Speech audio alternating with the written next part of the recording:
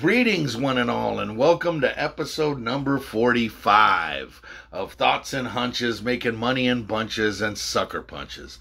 Your boy Stoney is back for the 45th time, and I'd like to welcome all of my fellow cheats, hoodlums, lowlifes, scumbags, hustlers, fienders, degenerates. You're back for the 45th time, and you know why? Because it's feast week.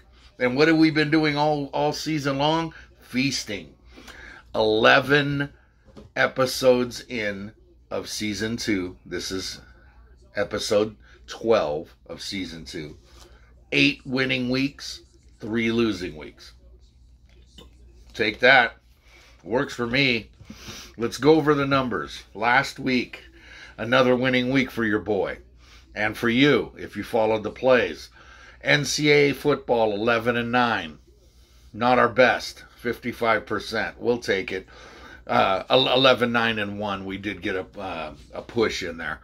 NFL 9-4. We just continue to.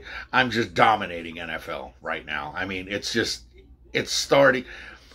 It's beginning to be sickening how good I am at picking NFL this season. It's just ridiculous. 61% on the season now in the NFL. That's just stupid. 55.4 in NCAA football. NCAA basketball last week, first week out of the block, not our best, 4-6. 40%, not good. So add it all up and it's 24-19-1 on the week. We'll take it. You know, we will absolutely take it. It's a winning week.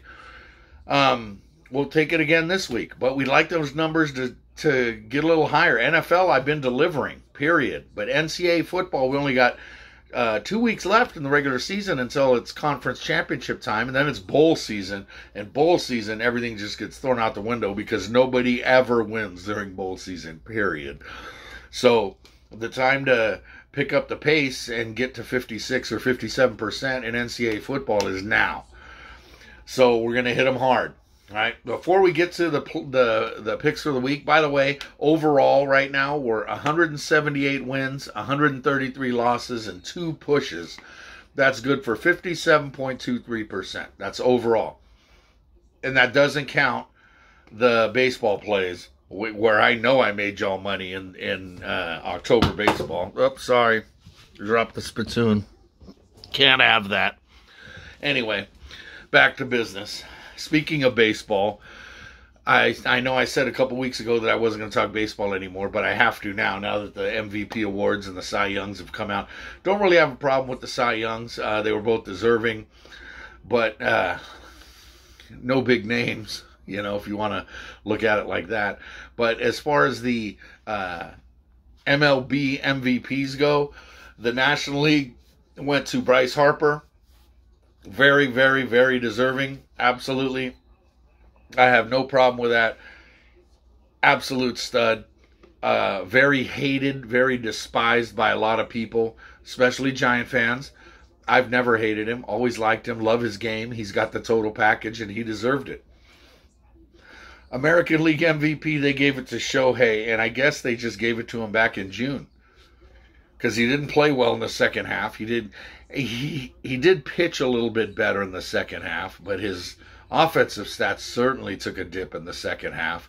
And I thought Vladimir Guerrero deserved the AL MVP. I mean, he was fantastic, and he took his team literally to the last 2 days it might have even been the last day of the season where Toronto still had a chance to sneak in. Anaheim was irrelevant all year long, right? The only reason you would watch was because of Ohtani, especially after Trout got hurt. And Ohtani was fantastic, don't get me wrong. But as a most valuable player, I just feel that the media had already wrapped up that award back in the summer, in the midsummer, around the All-Star game when he was the talk of baseball.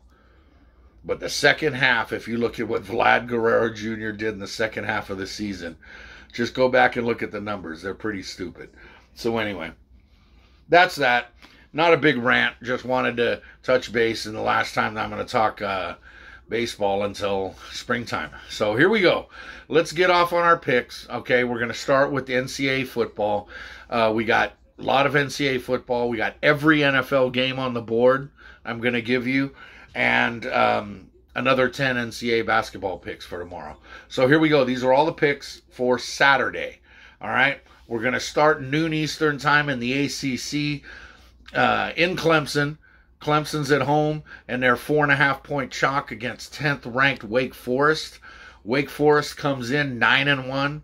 Their only loss was to North Carolina 2 weeks ago, and it was a bad loss because, I mean, they scored 55 points and lost, but they allowed 58 points.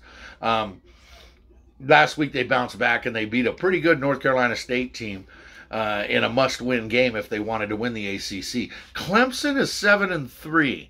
A lot of teams look at Clemson as just a miserable season. Well, I mean, for their standard over what they've set the last 5 to 10 years, yes, 7-3 is not very good, but they've won 3 in a row. They've won 4 out of 5. But offensively, they're still struggling. Defensively, they can hold their own with anybody, and they're going to have their hands full. But we're going to take Wake. I like Wake plus the 4.5 at Clemson. Possibly an outright winner, so don't be afraid to take Wake on the money line as well. Moving on, staying in the ACC, noon Eastern time. This one's up in Chestnut Hill, Massachusetts, Boston. Boston College, 1.5-point chalk against Florida State. Florida State's 4-6. Last week they came from behind to beat Miami and piss me off and piss off all the Kane followers because Florida State is still shitty. They have no business being 4-6, which is what they are. They had lost 2 in a row going into that game. Boston College lost 3 in a row last month, but since then they've bounced back. They've won 2 straight. They're 6-4. They're starting to get things together, and I like Boston College at home. I like their ground attack, and I think they're going to just pound the ball against Florida State and beat them. So take BC, lay the 1.5. Noon Eastern time. Let's move on to the Big 12. This one's in Norman. This is a biggie. Oklahoma, 13th seed. Oklahoma, 4-point chalk against Iowa State, who comes in. Oklahoma had their fate in their hands. All they had to do was win out, and they would be in the college football playoff. But they lost last week to Baylor in a very emotional game. Baylor outplayed them. Got to give all props to Baylor. And Oklahoma did not look good. They looked disoriented. They almost looked uninterested. Now they've got to get it together and take on an Iowa State team that's 6-4, right? But they had won 5 in a row, but since then they've now lost 2 out of their last 3. But I'm going to take Iowa State in this one. You know, Brock Purdy is starting to get things together, and he can throw the ball downfield. And Oklahoma just doesn't impress me right now, so I'm going to take Iowa State plus the 4 on the road in Norman.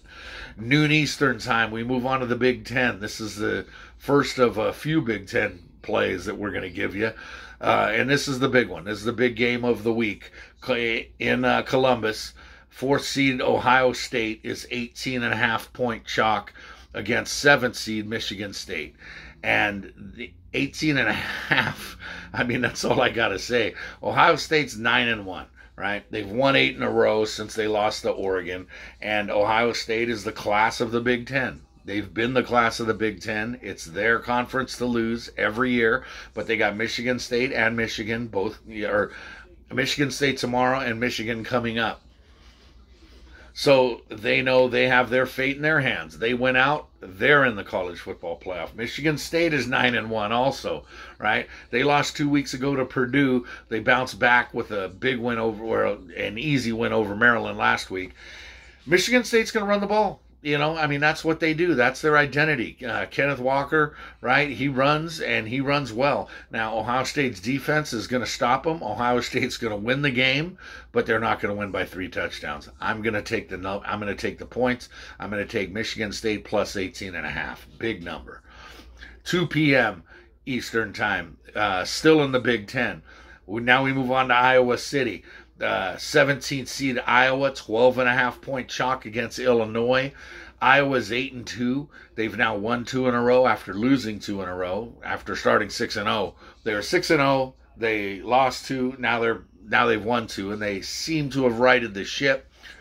They take on an Illinois team that is 4-6, and they've won 2 out of 3, and they're coming off a bye. I just like Illinois. I think 12.5 is too big of a number for Iowa. Illinois isn't the best team, and they're going to be without Bronco Mendenhall. But I like their passion. I like the way they play, and 12.5 is a big number. So I'm going to take all 12.5. I'm going to take those 13 points. Illinois on the road. Staying in the Big Ten, 3:30 p.m., College Park, Maryland. 6th-seeded Michigan comes in as 14.5-point chalk to take on the Terps. Maryland's 5-5. They've lost 2 in a row. They've lost 4 out of 5. They're struggling. They're not playing well at all. They can't get past their struggle. They're struggling. I really want to kiss you. Thanks, Joe. Anyway, that's neither here nor there. Maryland, 5-5, just not playing well, struggling. Michigan, on the other hand, 9-1. They've won 2 in a row after they lost to Penn State. They have their fate in their hands. If they win out, they're in the college football playoff. But they still got a big hurdle of Ohio State to get past coming up. And the only thing I'm worried about is this could be a look-ahead game. Even though it's on the road in College Park, this could be a game where they kind of pull back the dogs late in the game. Maryland might sneak in the back door, but I just don't see it. Michigan is too dominant defensively right now, and Maryland's going to have a hell of a time trying to move the ball. I'm going to take Michigan. I'm going to lay the 14.5 on the road. Big road dog covers. Staying in the Big Ten, 3:30 p.m., Minnesota and Indiana, at Indiana. Up in Bloomington, Minnesota comes in as 7-point chalk. Indiana's a disaster. You want to talk about struggling. Indiana's 2-8. They've lost 5 straight. They just can't seem to get out of their own way.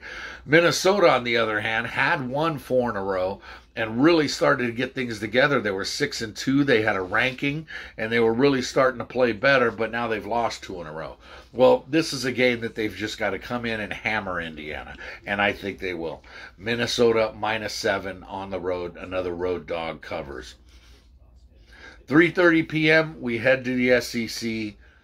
Saturdays in the South. The 3 F's. Family, faith, and football. It's what we do down here in the South. Alabama, Arkansas, in Tuscaloosa, Alabama. Number 2 seeded Alabama, 20.5-point chalk against 21st seeded Arkansas. I keep saying seeded. It must be college basketball season, which is why I say seeds. Anyway, they're ranked. Alabama's ranked 2nd. Arkansas's ranked 21st. Bama's 20.5-point chalk. Arkansas 7-3. They've won 3 in a row, including last week over LSU. Yes, they beat LSU because why? Because everybody beats LSU. The Chinese bandits, freaking jokes. Anyway, Arkansas beat them and covered. Yes, it was 2.5. Arkansas got the cover. Bama, on the other hand, 9-1. They've won 4 straight after they lost to A&M last month. They certainly righted the ship. There was never a ship that was wronged. Bama to cruise in this one. They've got a quarterback going for the Heisman, so I expect Bryce Young to light up Arkansas and to score early and often. Bama wins and covers. 3:30 p.m. we go back to the ACC, and we've got at the Giant Ketchup Bottle up in Pittsburgh. Pittsburgh, 18th ranked. Pittsburgh is 14.5-point chalk against Virginia. That's a big number. Pitt is 8-2. They've won 2 straight. They've won 4 out of 5. They're playing well. Virginia, on the other hand, had won 4 in a row to get it to 6-2, but they've lost 2 in a row since then. Now they got to head to the Ketchup Bottle to play one of the most prolific offenses in the ACC. But I'll take the points. I like Virginia in this one. 14.5 is a big number. Virginia can score enough to keep it close, maybe even slip through the back door. Take the Cavs, plus 14.5. 3:30 p.m., the American Athletic Conference, the AAC, in Cincinnati, about 4.5 hours northeast of here. Cincinnati, 5th ranked. Cincinnati's 10.5-point chalk against SMU. Pitt comes in 8-2, winners of 2 in a row, winners of 4 out of 5. excuse me, strike that. Cincinnati comes in 10-0 and rolling. All right. They did have a struggle a couple weeks ago where they barely covered, and everybody was looking at them like, what the hell is Cincinnati doing? They're certainly not playing well. SMU, on the other hand, is 8-2. They did they knocked off Central Florida last week, and their only two losses came to Memphis and Houston, two of the better teams in the AAC. So I like SMU in the points here. I know Cincinnati needs style points, and Cincinnati needs to hammer them, and especially being at home in Stony Natty, I just don't see it happening. I think SMU can score. Tyler Mordecai, their quarterback, he can move the ball down the field, even against Cincinnati's defense. I'm going to take the points. SMU plus 10.5. 3:30 p.m., we move on to Conference USA in Stone Antonio, Texas. UTSA. Yes, my Roadrunners are back. 22nd ranked Roadrunners are 4.5-point chalk against Alabama Birmingham. UAB is a well-coached team. They're 7-3. They've won 2 in a row. They've won 4 out of 5. They lost to Rice, which is kind of a glaring loss there. But on the other hand, UTSA's 10-0 last week was their struggle. They were very sluggish against Southern Miss. And a game where they were favored by 35 points, and they only won by 10. And that game was tied in the fourth quarter. But I expect UTSA to bounce back strong here. Even though I like UAB, I like UAB a lot. I like the direction that their program's headed, but not tomorrow. I'm going to take the Roadrunners, lay the 4.5. Moving on, 4 p.m. Eastern Time. We move to the Pac-12. At the LA Coliseum. This is uniform heads. You guys love this one. USC versus UCLA.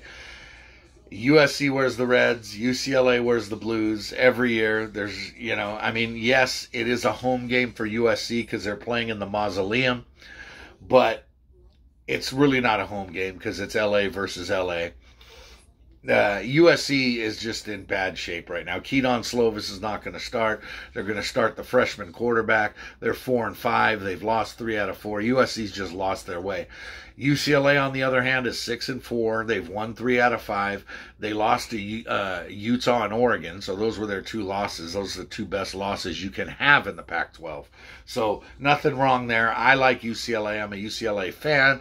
Call this a homer play and a pick with my heart, but USC feels wronged over what happened last year in the USC game where they had the game won and the officials just kind of took it away and said, sorry, Chip Kelly, we're not going to give this one to you. This one goes back to USC. Anyway, UCLA lay the 3 on the road.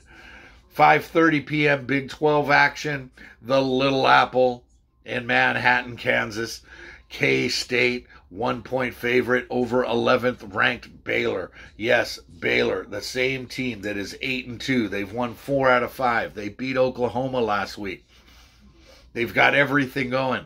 Everything's going well for Baylor. But now they play a tough K-State team. Kleinman is a hell of a coach who's done a great job with K-State. They're 7-3. They've won 4 straight. They've covered 3 straight. K-State, everything's pointing in the right direction, and Deuce Vaughn is going to run and is going to run well against Baylor. I like K-State. Take the purple at home. Wildcats cover. 7:30 p.m. Pac-12 action. Another big game here. Oregon versus Utah. Rice-Eccles Stadium in Stone Lake City, Utah. This is going to be a good one. 3rd-ranked Oregon to take on 23rd-ranked Utah. Utah is a 3-point favorite over 3rd-ranked Oregon. Oregon's 9-1. They've won 5 in a row since their loss to Stanford. Utah, on the other hand, they've won 4 out of 5. Last week, they didn't play well against Arizona. They were 3.5 touchdown favorite, and they struggled. They didn't cover. They won, but they didn't cover. Probably a look-ahead game because Arizona's so shitty, and they knew that they have Oregon on a schedule for tomorrow. So this is the one. This is the big one. Rice-Eccles Stadium will be rocking in Stone Lake City. Utah, I'm going to take the home Utes, the favorites, to knock Oregon out and bust up the whole college football playoff rankings, right? Because Oregon will be out with 2 losses, period. 8 p.m., Big 12 action in Lubbock, Texas. Ninth ranked Oklahoma State, 9.5-point chalk, goes on the road to take on Texas Tech.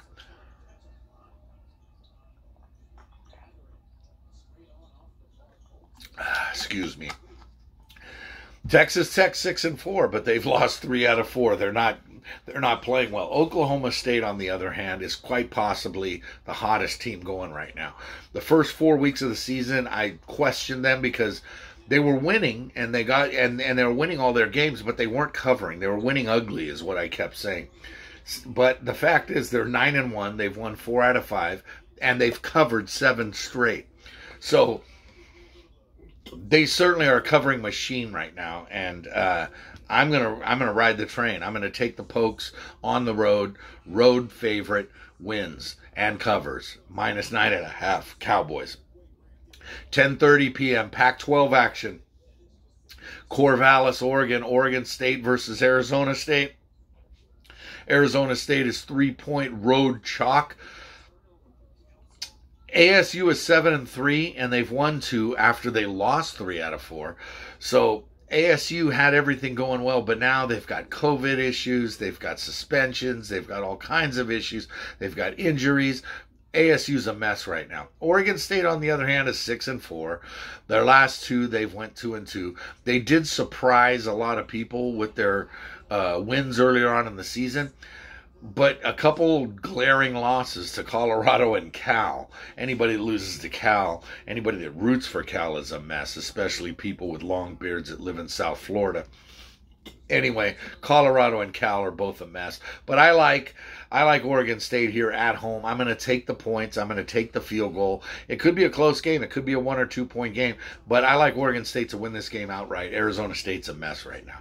Finally, the Degenerate Special, which has not been our friend this year. We lost another one last week. 11 p.m. Eastern time. Any game that starts 11 p.m., you know where that one is. Yes, you're right. Mountain West Conference. It's in Stony Lulu, Hawaii. Hawaii's 2.5-point dogs to Colorado State. The Rams come in at 3-7. They're a disaster. They've lost 4 in a row. Hawaii hasn't done much better. They're 4-7. They've lost 3 in a row. But the old adage of all time, that one of the big things that I remember from years ago, always take Hawaii at home, because the other team comes into town and they're more interested in partying than they are winning football games. So take the home dog in this case. So that's it. That's 17 NCAA football plays. That's what you get. All right, we're looking to go at least 10-7. 11-6 certainly wouldn't be bad, but that's what we're shooting for. Now we move on to NFL Sunday. Sunday and Monday. NFL, here we go. Off we go. Quick fire, rapid fire.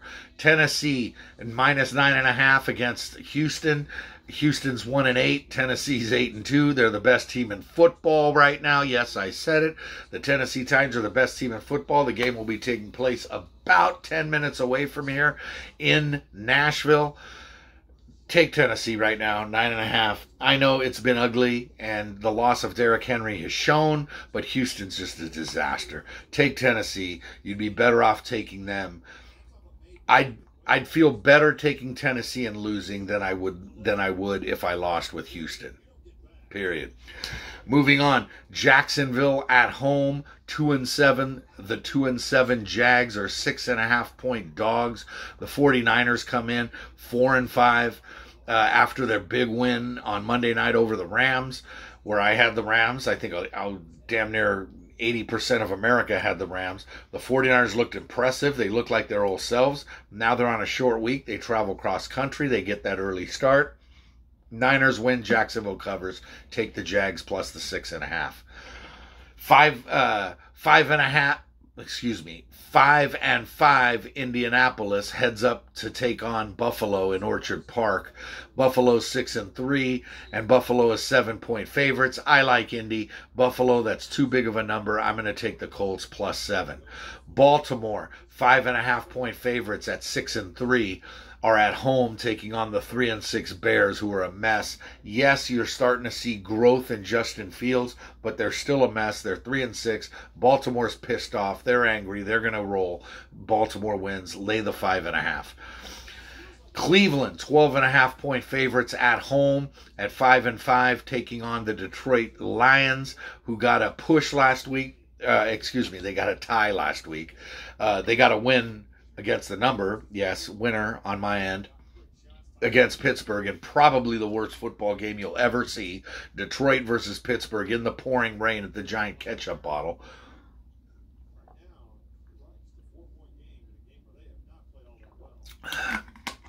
But Cleveland has been struggling lately, but now they're getting Nick Chubb back. They lost last week. Expect them just to hammer Detroit in this one. Detroit kind of shot their load and had a chance to win last week. It didn't go their way. Now they're heading to Cleveland, and this is not a good spot for them to be in. It's going to be cold. Cleveland's going to hammer them. They're going to run the ball right down their throats, and Nick Chubb should have a big game. Lay the 12.5. It's a big number, man. And normally double-digit dogs in the NFL are my friends, but not this time. This time I'm taking the chalk. Minnesota, 4-5 Minnesota is at home in Stoneyappolis against 8-2 Green Bay. You all know how I feel about Green Bay and Aaron Rodgers. Screw him. Green Bay is 1.5-point favorites. Rodgers is hurt. He's got a toe injury. He's got head injuries. He's just a mess. He's just, but he's the great. No, he's not the greatest. He's awful. Well, he's not awful. Let's not overreact. He's overrated. Let's just say that. I like Minnesota in this spot, plus 1.5 at home on the turf inside. Inside, outside, on that fucking brutal turf. Anyway, moving on. Miami versus the Jets. Ouch. Should this be one you run from? It's certainly not one you want to watch unless you live in Miami or in Jersey. Miami is 3-7. The Jets are 2-7. Miami's 3.5-point favorites up in Jersey. And I'm going to take Miami. I'm going to lay the 3.5, period. That's it. Enough said. I don't need to explain why. 4-6 Philadelphia is at home. 3-point favorites up in Stoneydelphia. Against the Saints. The Saints come in at 5-4. I told you 2 weeks ago that the Saints were the worst. The Saints and the Raiders were the worst 5-2 teams in the NFL. Since then, they've both lost 2 in a row. New Orleans is going to lose 3 in a row because Philadelphia is going to beat them. I haven't been a big fan of Jalen Hurts. I just haven't. But I've been watching him this season, and he's showing improvement. He really is. I like Philly in this spot. I like their defense. I don't think New Orleans can score. I think their quarterback situation is drastically unsettled. Kamara is still banged up. I'm going to take Philly. Lay the 3. Carolina -3 at home against Washington. This is another dog of a game, but Carolina's 5-5 in the mix for a playoff spot in the NFC. Carolina is 3-point favorites. Washington's 3-6. Give me Carolina. Washington shot their loads last week when they beat New England. That's not going to happen again. Carolina, lay the 3 with or without Cam Newton, who I'm certainly no fan of. I'm laying the 3 because of Christian McCaffrey. He's the engine that makes that team go. 5-4 Las Vegas is at home. The Raiders are 1-point dogs to the 5-4 Cincinnati Bengals in an AFC matchup that has wild card implications written all over it, as both teams are looking to sneak into the wild card. Raiders win this one straight up. Take the Raiders on the money line. You get better odds than the -110 and the +1, just in case Cincinnati wins the game by a point. Not going to happen. Raiders win. Raiders bounce back after their 2-game losing streak. Get the win. The big one that everyone wants to talk about, Mahomes versus Dak. No. It's Kansas City versus Dallas. Okay, that's what it is. Dallas is 7-2. Kansas City's righted their ship. They've won 3 in a row or 4 in a row. They're 6-4. They got things together. Dallas is 2.5-point chalk, or 2.5-point dogs. I'm still not sold on Dallas's defense. Yes, it's played better. Yes, it's improved. And Kansas City, the the same thing, right? You might just want to bet the over and just watch and watch points fly. As the final score of this game will be 40-34, but it'll be 40 for Kansas City. I'm taking Kansas City because they're at home. Lay the 2.5. Seattle versus Arizona, NFC West matchup. 8-2 Arizona is struggling. Kyler Murray is a game-time decision. He'll probably go this week, but he still won't have DeAndre Hopkins. Seattle has to right their ship after a brutal return for Russell Wilson, who did not play well, as Seattle got shut out last week by the Packers. Winner on my end. Seattle's 3-6. Their season's on the break. They're probably not going to make the playoffs. Arizona's going to make the playoffs, win or lose this game. It shouldn't matter. But I like Seattle plus 1.5. I'm going to take them because Arizona's still kind of in flux right now. Wait till they get healthy, then maybe we'll change our minds. Sunday night, we've got the Chargers versus the Steelers. This one's down in La La Land. The Chargers are 6-point chalk. Chargers 5-4, have been playing well. They've lost 3 out of 4. Pittsburgh, on the other hand, is 5-3-1. They haven't lost in 5 weeks. They won 4 in a row until they got the tie last week to Detroit. But Pittsburgh's a mess. They've got COVID issues all over the place. I like the Chargers here, and I like the Chargers big. Lock of the week: Chargers -6 over Pittsburgh on Sunday night. Monday night, final game of the week. You got the New York Giants heading south to Tampa Bay to take on the defending Super Bowl champion Buccaneers. The Bucs are 6-3, but they've lost 2 in a row. They haven't played well. Tom Brady looked 44 in his last 2 games. Really hasn't played well. The Giants are starting to play a little bit better. Saquon Barkley, Daniel Jones, Their defense, 10.5 points makes my eyes light up. Take the Giants plus the 10.5 on Monday night. So there you go. There's your 14 NFL plays. Every game on the board. Now we move on. NCAA Basketball, Saturday, 1 p.m. Stanford versus Baylor. Stanford heads down to Waco. Baylor, 14.5-point favorites. The defending national champion, Baylor Bears. Yeah, people might have forgotten that, but Baylor did win it all, and right now they're sitting, I believe, 9th ranked in the country. Stanford, not very good. Another rebuilding season, but not that bad. I'm going to take 14.5 all day long. Big number for Baylor to cover, so I'm going to take Stanford in the 14.5. 1 p.m., one of my sleepers of the season is Drake. Drake is at home. They're 4.5-point favorites over the Richmond Spiders. Take Drake in this one. NCAA Basketball lock of the week, Drake, -4.5. 1 p.m., Villanova versus Tennessee. This is a good one. This one's up in the Mohegan Sun, and one of the... I can't keep track of the names of these tournaments, but this one is in Connecticut at the Mohegan Sun. Villanova versus Tennessee, 2 ranked teams getting after it.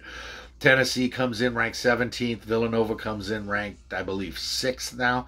Villanova's 2.5-point chalk. I'm going to take Nova. I like Tennessee a lot. I like what they're doing, their length, but Villanova's too quick, and Villanova, even though they're not very deep, Villanova can score, and Villanova's going to win. And they're going to cover the 2.5 in doing so. The game right after the Villanova-Tennessee game is another good one, with 2 ranked teams. Purdue versus North Carolina up in Mohegan Sun. I like Purdue, -6.5. They're chalk, and Carolina's still working out their kinks under Hubert Davis. They're going to be fine. They're a very good team, very athletic. Purdue, on the other hand, is loaded. I like Purdue. I'm going to lay the 6.5. 5 p.m. down in Daytona Beach, Florida. Utah versus Boston College. Utah 6.5-point chalk. I'm going to take Boston College in this one. I like the Eagles. I like what they're doing.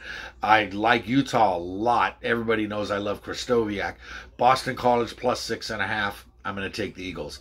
5 p.m. Eastern Michigan heads up to the Breslin Center to take on Michigan State in East Lansing. Michigan State's 22.5-point chalk. That's too high. Eastern Michigan slips in the back door, gets the cover. Michigan State wins. Eastern Michigan covers. 6 p.m. San Jose State heads down to Texas. to Austin to take on the Longhorns. Texas is 27.5-point chalk. Another top 10 team that's loaded. And they're going to blow out San Jose State. They're going to win easily, but they're not going to win by 28. I like San Jose State and all those points. 8 p.m., speaking of taking all those points, right down the street here, about 10 minutes away, Vanderbilt versus Winthrop. Vanderbilt's at home. They're 9.5-point chalk. Vandy's going to be a dangerous team in the SEC. They're a middle of the pack team, but they have enough to get them to the tournament. They're probably not a second weekend team, but they are a first weekend team. They're going to make the tournament. Scottie Pippen Jr. is scoring, and 9.5 is just too many points. I like Winthrop. Take the Eagles and the 9.5. 9 p.m. UC Irvine at home, -8.5 against Pepperdine. I like the Anteaters right here. Pepperdine is soft, and they're not very deep, and their second leading scorer is out. UC Irvine is the play. Lay the 8.5. Final game of the week, 10 p.m., or final game on the board, 10 p.m., Texas Arlington, 19.5-point chalk at San Diego State in Stone Diego. I like UTA.